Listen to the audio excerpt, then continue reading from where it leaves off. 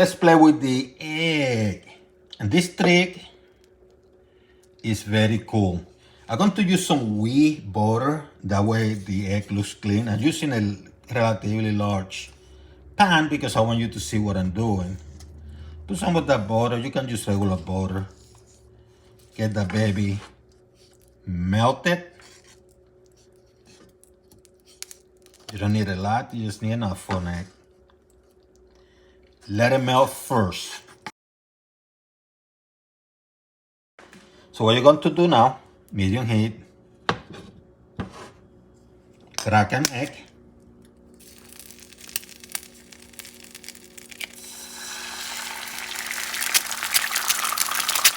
Start frying this baby.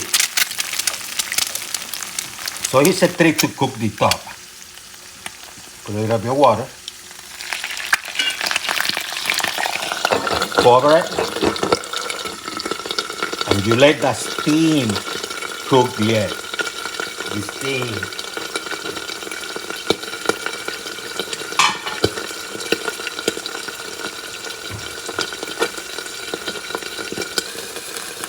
After a few seconds, see how beautiful? Get it out.